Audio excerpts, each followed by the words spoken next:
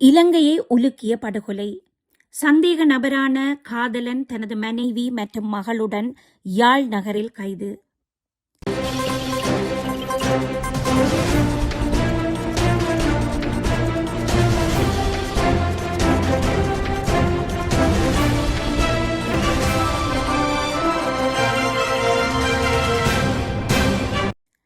அண்மை காலமாக இலங்கையை உலுக்கிய ஓர் மர்ம மரணம் குறித்து மரணமடைந்த இயன்முறை வைத்தியரின் சகோதரன் தனது சகோதரிக்கு ஏற்பட்ட நிலை குறித்து ஊடகங்களில் பலதரப்பட்ட விடயங்களை பேசி அந்த மரணத்துக்கான நீதியை வேண்டி நின்றார்.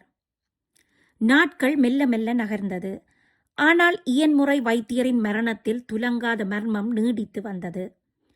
அந்த மர்மத்தை முற்றிலும் அம்பலப்படுத்தியது வலன பிரிவின் பணிப்பாளர் உதவி காவல் கண்காணிப்பாளர் ரொகான் ஒலுகல்லவின் மேற்பார்வையின் கீழ் யாழ் குற்ற புலனாய்வு பணியகம் மற்றும் வலன மத்திய ஊழல் ஒழிப்பு பிரிவின் அதிகாரிகள் இணைந்து மேற்கொண்டு சிறப்பு நடவடிக்கையின் பொழுது முகத்துக்கு முகமூடியும் தலைக்கு விக்கும் அணிந்திருந்த நிலையில் ஆணொருவரும் அவருடைய மனைவி அபாயா அணிந்திருந்த நிலையில் கையில் 4 வயது குழந்தையுடன் கைது செய்யப்பட்டனர். கைது செய்யப்பட்டவுடன் நடத்தப்பட்ட விசாரணைகளில் நாங்கள் சில நாட்களாக நீர்கொழும்பு மற்றும் சிலாபம் பகுதிகளில் பதுங்கியிருந்து கடல் வழியாக இரகசியமான முறையில் நாட்டை விட்டு வெளியேற முயன்றோம், முடியவில்லை. அதன்பின் வவுனியா சென்று அங்கிருந்து குருநாகலைக்கு சென்று அங்குள்ள தனது மற்ற 2 பிள்ளைகளையும் அழைத்து கொண்டு போலீசாரிடம் சரணடைய திட்டமிட்டிருந்தோம் என தமது வாக்குமூலங்களை வழங்கியிருந்தனர். இவர்கள் மூவரையும் மேலதிக விசாரணைகளுக்காக நுவரேலியா காவல்துறையினரிடம் ஒப்படைக்கப்பட்டுள்ளனர். சரி, ஏன் இந்த தம்பதிகள் இரகசிய போலீசாரால் கைது செய்யப்பட்டார்கள்? இவர்களை கைது செய்ய காரணம் என்ன என்ற கேள்விகளுக்கெல்லாம் இந்த தம்பதிகளின் தன்னிச்சையான செயற்பாடுகளே காரணம். இவர்கள் திட்டமிட்டு கணவனும் மனைவியும் இணைந்து நடத்திய திருட்டு கடைசியாக கொலையில் முடிந்திருக்கிறது. பல வருடங்களாக தொடர்ந்து செய்து வந்த திருட்டு குற்றம் இன்று ஒரு கொலையால் அம்பலத்துக்கு வந்திருக்கிறது. கண்டி தெல்தெனிய பகுதியில் காரொன்றுக்குள் இருந்து மர்மமான முறையில் உயிரிழந்த நிலையில் இளம் பெண் வைத்தியரான அம்பாறை வைத்தியசாலையின் இயன்முறை வைத்தியராக பணியாற்றிய 33 வயதுடைய ஷாமா தர்ஷினி உடலமாக மீட்கப்பட்டார். மீட்கப்பட்ட உடலம் தெல்தெனிய வைத்தியசாலையில் பிரேத பரிசோதனைக்காக அனுப்பி வைக்கப்பட்டு அங்கு சிறப்பு தடயவியல் வைத்திய அதிகாரியின் மேற்பார்வையில் பரிசோதனை நடத்தப்பட்டு ஒரு முடிவும் எட்டப்படாத நிலையில் அவரது உடற்பாகங்கள் மேலதிக பரிசோதனைகளுக்காக அரசாங்க பகுப்பாய்வாளர்களுக்கு அனுப்பி வைக்கப்பட்டுள்ளதுடன் உடலம் உறவினர்களிடம் ஒப்படைக்கப்பட்டு நல்லடக்கமும் இடம்பெற்று முடிந்துவிட்டது.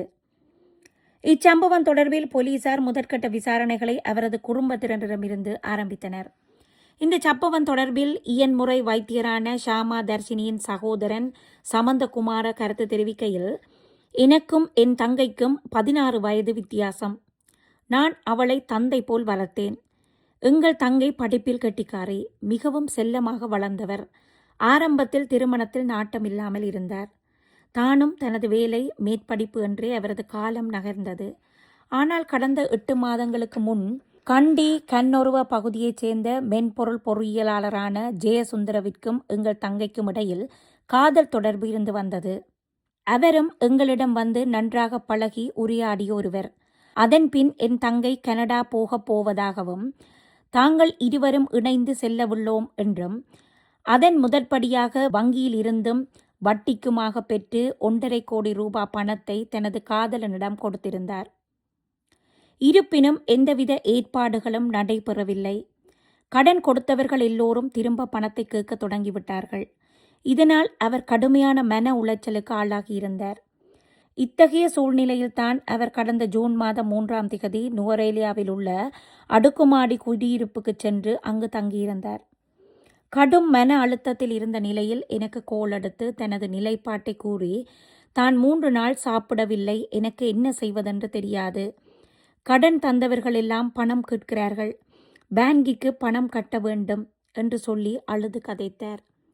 எங்கள் தங்கை தற்துணிவானவள், ஒரு காலமும் அவ்வாறு மனமுடைந்ததில்லை. என்னோடு கதைத்து சிறிது நேரத்தில் அம்பாறையில் அவர் வேலை செய்த வைத்தியசாலையில் உள்ள மனநல வைத்தியருக்கு அழைப்படுத்து அவரிடமும் தான் கடுமையான மன அழுத்தத்தில் இருப்பதாக கூறி அழுதிருக்கிறார். இதனை கேட்ட மருத்துவர் உடனடியாக அருகிலுள்ள வைத்தியசாலைக்கு சென்று ஒரு மனநல வைத்தியரை அணுகுமாறு கூறியிருக்கிறார். அதன் பின் அன்றைய தினம் மாலை 4 மணிக்கு மேல் அவரது கைத்தொலைபேசி ஆஃப் பண்ணப்பட்டு விட்டது. என் தங்கை 16ஆம் திகதி என்னுடன் கவலைப்பட்டு சாப்பிடாமல் நித்திரை இல்லாமல் இருக்கும்போதே நான் போலீசாருக்கு தகவல் வழங்கினேன். அதோடு அவரது போனும் ஆஃப் ஆனபடியால் பதட்டமாக இருந்தது. ஆனால் தங்கை தங்கியிருந்த தொடர்மாடி விலாசம் எனக்கு தெரியாது. தங்கையின் போன் நம்பர் மட்டும்தான் போலீசாருக்கு தெரிவித்திருந்தேன் என தனது வாக்குமூலத்தில் வழங்கியிருந்தார். சம்பவ தினமான ஜூன் மாதம் 17ஆம் திகதி போலீசாருக்கு இனந்தெரியாத ஓர் அழைப்பு ஏற்படுத்தி கண்டி தெல்தெனிய பகுதியில் கார் ஒன்றுக்குள் மர்மமான முறையில் உயிரிழந்த நிலையில் சடலம் ஒன்று இருப்பதாக கூறி அழைப்பு துண்டிக்கப்பட்டுவிட்டது. அதன்படி அந்த அழைப்பில் வழங்கப்பட்ட தகவல்களுக்கு அமைய சம்பவ இடத்துக்கு சென்று பார்த்தபொழுது பூட்டப்பட்ட வெகனார் வெள்ளை நிற காரில் முன் இருக்கை சரிக்கப்பட்டு அதில் பெண்ணொருவர் படுத்திருப்பது போலவும் முகம் கருப்பு துணியால் மூடப்பட்டும் இருந்துள்ளது. உடனே போலீசார் அந்த கார் கதவை பொதுமக்களின் உதவியுடன் உடைத்து திறந்த பொழுது துர்நாற்றம் வீசிய நிலையில் ஒரு பெண்ணின் சடலம் மீட்கப்பட்டது. அதன்பின் 33 வயதான பெண் ஒருவரின் தொலைபேசி அழைப்புகள் துண்டிக்கப்பட்ட வழக்கு பதிவுடன் ஒப்பிடும் பொழுது இவராக இருக்கலாம் என்ற சந்தேகத்தில் சகோதரர் அழைக்கப்பட்ட பொழுதே இந்த சடலம் வைத்தியருடையது என இனம் காணப்பட்டது. இதையடுத்து வாகனம் பயணித்த திசையை ஆராய்ந்து மேற்கொள்ளப்பட்ட சிசிடிவி தகவல்களின்படி வைத்தியர் தங்கியிருந்த தொடர்மாடி குடியிருப்பு இனம் காணப்பட்டது. தொடர்ந்து தொடர்மாடி குடியிருப்பு பாதுகாவலர்களிடம் நடத்தப்பட்ட விசாரணைகளில் கடந்த ஜூன் மாதம் 3ஆம் திகதி சேரும் இந்த அம்மாவும் இங்கு வந்து தங்கினார்கள். பின் சேர் திரும்பி போய்விட்டார். 16ஆம் திகதி இரவு 9:50 மணியளவில் சேர் இங்கு வந்து 40 நிமிடங்கள் தங்கியிருந்த பின் இரவு 10:30 மணிக்கு அந்த அம்மாவிற்கு சுகமில்லை என்று கூறி வைத்தியசாலைக்கு கொண்டு செல்வதாக கூறி தங்கிய நாட்களுக்கான பணத்தை கட்டிவிட்டு அவரால் உடம்புக்கு முடியாது என தூக்கி வந்து காரில் ஏற்றி கொண்டு சென்றார் என தெரிவித்தனர். இதையடுத்து தொடர்மாடி குடியிருப்பு கேமரா பரிசோதித்ததில் காதலன் என கருதப்படும் நபர் வைத்தியரின் முகத்தை மூடி கால்கள் நிலத்தில் முட்டாதவாறு தூக்கிச் செல்வது பதிவாகியிருந்தது. இதையடுத்து காதலன் என கூறப்படுபவரை தேடும் படலம் ஆரம்பமானது. போலீசார் அவரது படத்தை வெளியிட்டு அவரை தேடி தருமாறு பொதுமக்களிடம் உதவியை நாடியிருந்தனர்.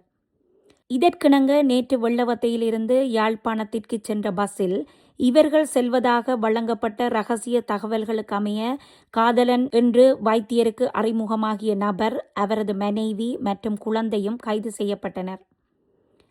இந்த வைத்தியரின் கொலையில் சந்தேக நபராக இருக்கும் வைத்தியரின் காதலன் ஜெயசுந்தர தொடர்பில் இரகசிய போலீசார் மேலும் பல திடுக்கிடும் ஆதாரங்களை வெளியிட்டுள்ளனர். சந்தேக நபர் ஹொரம்பாவ கொஸ்கெல்ல பகுதியைச் சேர்ந்தவர் என்றும் அவர் ஏற்கனவே திருமணம் செய்து அவருக்கு 3 பிள்ளைகள் உள்ளதுடன் அவரது தவறான செயற்பாடுகளுக்கு அவரது மனைவியும் உடந்தையாக இருந்துள்ளார் என்று அறிவிக்கப்பட்டுள்ளது. அதாவது பெண்களை திருமணம் செய்து கொள்வதாக கூறி ஏமாற்றியமை, வெளிநாட்டு வேலைவாய்ப்புகளை வழங்குவதாக கூறி பண மோசடி செய்தமை, வாகன இறக்குமதி தொடர்பான குற்றச்சாட்டுகளின் கீழ் சந்தேக நபருக்கு எதிராக இலங்கையில் உள்ள பல பாக நீதிமன்றங்களில் வழக்குகள் நிலுவையில் உள்ளன. இதன்படி திருமணம் செய்து கொள்வதாக கூறி 1,18,73,000 ரூபாய் மோசடி செய்தமை தொடர்பிலும் மோட்டார் வாகனம் ஒன்றை சட்டவிரோதமாக பயன்படுத்தியமை தொடர்பிலும் கம்பகா நீதிமன்றில் வழக்கு நிலுவையில் உள்ளது. அதேபோல் இன்னும் ஒரு பெண் திருமணம் செய்வதாக கூறி 17,21,000 ரூபாய் மோசடி தொடர்பில் புதுக்கடை நீதவான் நீதிமன்றில் வழக்கொன்றும் நிலுவையில் உள்ளது. இவற்றுக்கு அப்பால் இன்னும் ஒரு பெண்ணுடன் திருமணம் செய்வதாக கூறி 13,76,000 ரூபாய் மோசடி தொடர்பில் இன்னும் ஒரு வழக்கு தாக்கல் செய்யப்பட்டுள்ளது. இவற்றுடன் வாகன இறக்குமதி செய்வதாக கூறி 22 லட்சம் ரூபாய் மோசடி செய்தமை தொடர்பில் திஸ்ஸமாராம நீதிமன்றில் வழக்கொன்று உள்ளது. இவை மட்டுமன்றி வெளிநாட்டு வேலைவாய்ப்பு வழங்குவதாக கூறி 42 லட்சம் ரூபாய் மோசடி தொடர்பில் புதுக்கடை நீதிமன்றில் வழக்கு தாக்கல் செய்யப்பட்டுள்ளது. அத்துடன் சந்தேக நபருக்கு எதிராக ஹொரண, ஹடுவெல்ல உள்ளிட்ட நீதிமன்றங்களில் மேலும் பல வழக்குகள் விசாரணைக்கு உட்படுத்தப்பட்டு வருவதாகவும் குற்றப்புலனாய்வு திணைக்களம் இதற்கு இணங்க விசாரணைகளை முன்னெடுத்து வருவதாகவும் போலீசார் தெரிவித்தனர். இதேவேளை சந்தேக நபரின் அடையாள அட்டை இலக்கத்தை பரிசோதனைக்கு உட்படுத்தியதில் 2023 ஆண்டு நவம்பர் மாதம் பேலியகுட போலீசிலும் மோசடி விசாரணை பிரிவிலும் அவர் கைது செய்யப்பட்டு விசாரணைக்கு உட்படுத்தப்பட்டமை தெரிய வந்துள்ளது.